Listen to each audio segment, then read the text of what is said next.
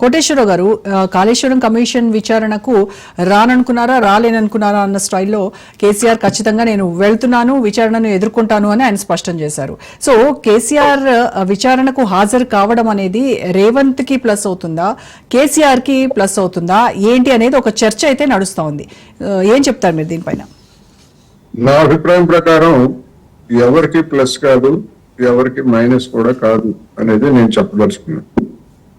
ఎందుకంటే కేసీఆర్ ముఖ్యమంత్రిగా ఉన్నటువంటి హయాంలో ఆ ప్రాజెక్టుని నిర్మించారు. దానిలో ఉన్నటువంటి కొన్ని లోపాలు, అది కాంట్రాక్టర్ లోపమా లేకపోతే డిజైన్ లోపమా ఏమిటి అనేటువంటిది సాంకేతికపరమైనటువంటి అంశాల్లో అది దెబ్బతిన్నమాట వాస్తవం. సరే, దానికి సంబంధించినటువంటి రీడిజైనింగ్ మీద వివాదం ఇప్పటికీ కొనసాగుతున్నది. భవిష్యత్తులో కూడా నిపుణులు ఏకాభిప్రాయానికి వచ్చేటువంటి స్థితి కనిపించడం లేదు. దాన్ని ఏ విధంగా వినియోగంలోకి తీసుకురావాలా అనేటువంటిది ఇప్పుడు అధికారంలో ఉన్నటువంటి పార్టీ మీద ఉంటుంది. కేసీఆర్ గారు వెళ్తారు, కమిషన్ ఏం అడుగుతుందో మనకు తెలియదు. ఆయన అడిగిన దానికి, వాళ్ళు అడిగిన దానికి ఆయన ఏం చెప్తారో కూడా మనకు తెలియదు. ఏదో మొత్తం అన్ని విషయాలన్నీ చెప్పేసి మొత్తం ప్రభుత్వాన్ని ఇబ్బంది పెడతారు, ఇరుకుని పెడతారు, లేదా మొత్తం అంతా చండెడతారు అని బీఆర్ఎస్ అనుకున్నా. లేకపోయేట్లయితే జరిగిన లోపాలన్నిటికీ ఆయన్నే బాధ్యుల్ని చేస్తూ మొత్తం మేము విచారణలో రాబడతామని చెప్పేసి కాంగ్రెస్ వాళ్ళు చెప్పుకున్నా గానీ అవి ఒట్టి మాటలు తప్ప మరొకటి కాదనేది నా అభిప్రాయం. రెండవది, కమిషన్ అనేక మందిని ఇప్పటికే విచారించింది.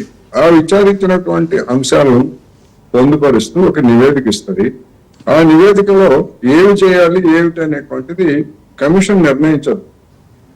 ఆ కమిషన్ నివేదిక అందుకున్న తర్వాత ప్రభుత్వం దానిలో అవినీతి అక్రమాలు జరిగితే ఎవరి మీద ఎలాంటి కేసులు పెట్టాలి, లేదా సాంకేతిక పరమైనటువంటి లోపాలు ఉంటే ఎవరి మీద చర్యలు తీసుకోవాలి ఏమిటి అనేటువంటిది మరణ బంతి రాష్ట్ర ప్రభుత్వ కోర్టులోకి వస్తుంది.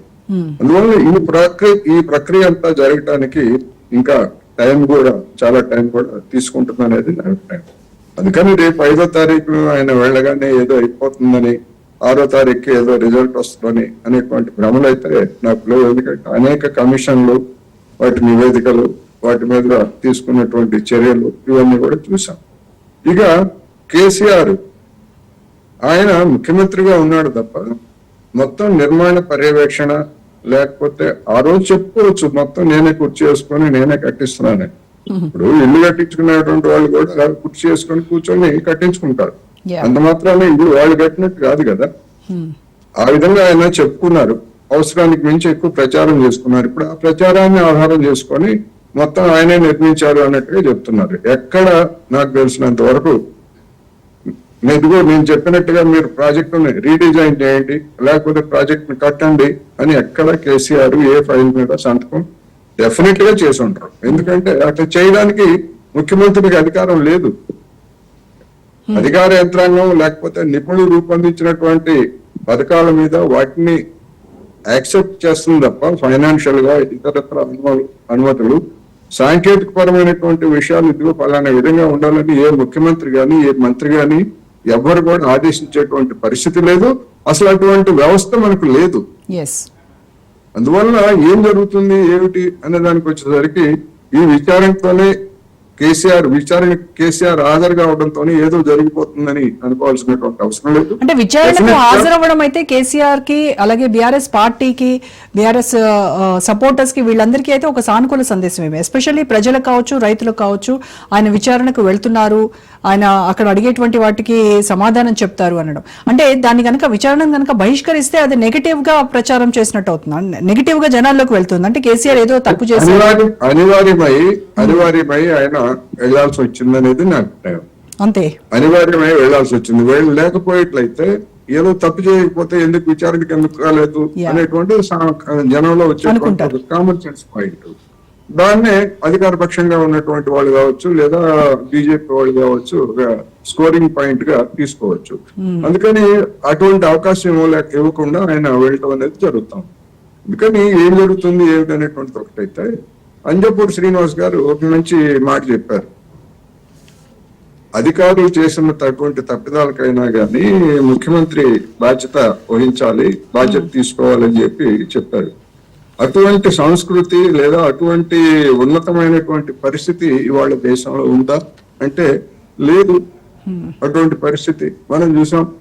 ప్రధానమంత్రి నరేంద్ర మోడీ గారు నోట్ల రద్దు ప్రకటన చేశారు. ఎంతమంది జనాన్ని ఏ విధంగా ఇబ్బంది పెట్టారు, ఏమి సాధించారు అని చూస్తే చివరికి చూస్తే కొత్త నోట్లు వచ్చేయడానికి జనం చేతి చంద్రు వదిలిన తప్ప వచ్చినటువంటి ఏం లేదు. మరి ఆయన నైతిక బాధ్యత తీసుకున్నట్టు నేను చేసిన పొరపాటుని ఏమన్నా అంగీకరించారా? పోనీ బ్లాక్ మనీ ఏమన్నా బయటకు తీశారా? ఏం లేదు. అందుకని అలాంటి వాతావరణం లేదు. కేసీఆర్ గారు కూడా అదే తనలో ముక్కు కనుక ఆయన కూడా అధికారులు చేసింది నాకేం సంబంధం లేదు, అధికారులు చేశారు, నేనేమన్నా టెక్నీషియన్ అని చెప్పేసి రేపు తప్పుకుంటారు. డెఫినెట్ గా ఒకవేళ ఏదన్నా నేరం జరిగినా లేకపోతే ఆ ఇతరత్ర సాంకేతికపరమైనటువంటి తప్పిదమైనా కానీ అధికార యంత్రాంగంలో ఉన్నటువంటి వాళ్ళు కొంతమంది బలవుతారు. అంతకు మించి ఏ రాజకీయ నాయకుడు మంత్రులుగా పనిచేసిన వాళ్ళు కానీ ముఖ్యమంత్రులుగా పనిచేసినటువంటి వాళ్ళు కానీ ఈ కాళేశ్వరం ఉదంతంలో జరిగేటువంటి ఏమీ లేదు అనేది నేను చెప్పదలుచుకున్నాను. ఇంకొక యాంగిల్ సిబిఐ విచారణ గురించి బీజేపీ ఎందుకు పట్టుపట్టట్లేదు అన్నారు. సిబిఐ విచారణ అంటే రాష్ట్ర ప్రభుత్వం అంగీకరించాలి, లెటర్ రాయాలి, అంగీకరించాలి. కానీ ఈ దీనిలో ఉన్నటువంటి అంశం ఏంటి? బీజేపీ మొదటి నుంచి చెప్తున్నది ఏమిటి?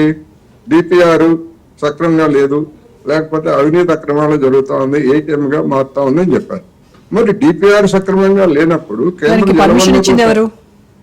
కేంద్ర జలవనరుల శాఖ దాని మీద సొంత పార్టీ వాళ్ళే అటువంటి ఆరోపణలు విమర్శలు చేస్తున్నప్పుడు ఎందుకని దాని మీద ఒక విచారణ డిపార్ట్మెంట్ విచారణ తీసుకోవడానికి రాష్ట్ర ప్రభుత్వం అనుమతి అక్కర్లేదు? జలవనరుల శాఖ ఎందుకని దాని మీద విచారణ జరపలేదు, ఎందుకని నిజానిజాలని బయట పెట్టలేదు అనేటువంటి పాయింట్ కి బహుశా మరి శ్రీనివాస్ గారి దగ్గర ఏం సమాధానం ఉందో నాకైతే తెలియదు. అందుకని రేపు ఏదో 5వ తారీఖు ఏదో జరుగుతుంది, 6వ తారీఖు ఏదో ఫలితాలు వస్తాయన్నట్టుగా వాతావరణం ఉంటే మాత్రం అది వాస్తవం కాదని అయితే నేను మళ్ళీ చెప్పదలుచుకున్నాను.